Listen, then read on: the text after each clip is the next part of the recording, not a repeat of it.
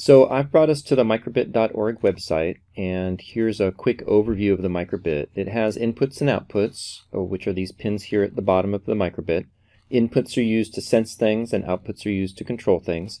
It has a 5x5 LED array that can be used to put little pictures on the screen, or letters or numbers.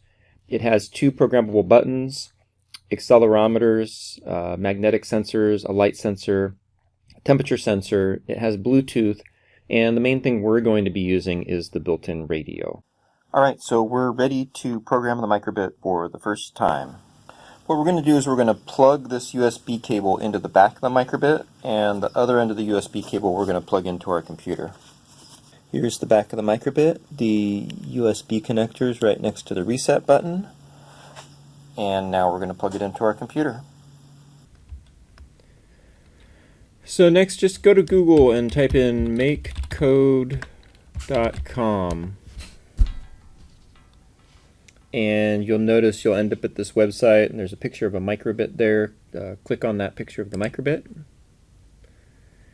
And now we're ready to hit new project, and we're going to call it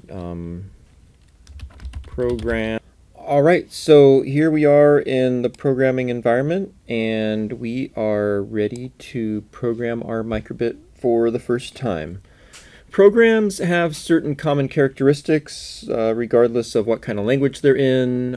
There's a couple different ways to program the microbit. We can program it in this block style, which I recommend especially getting started, or it can also be programmed directly in JavaScript. There's also a way to program the microbit in Python.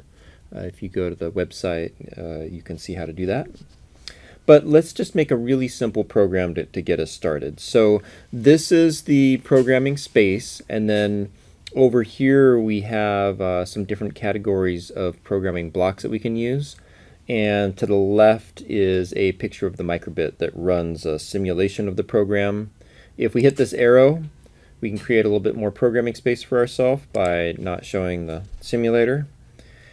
And when we're done writing our program down here, we're going to hit the download button and put it in the microbit. So my program is going to just show these LEDs when it first starts up. So it's going to show this little smiley face. Then I'm going to have it pause for a second. So right now it's 100 milliseconds, which is a tenth of a second. If I hit that arrow, I'll change that to a second. And then forever, it's just going to show this slightly different happy face. So when the program starts, it's going to show this happy face, wait a second, and then it's just going to show this happy face forever. Now, I want to have my first program do one more thing. I want to utilize the on button pressed block. And within the on button pressed block, I'm going to display a message. And I'm going to have my message say microbit equals fun. Alright, so that's my first program. I'm going to hit the download button, and I can see it here. Over here I see the microbit as a USB device. I will drag and drop the file onto the...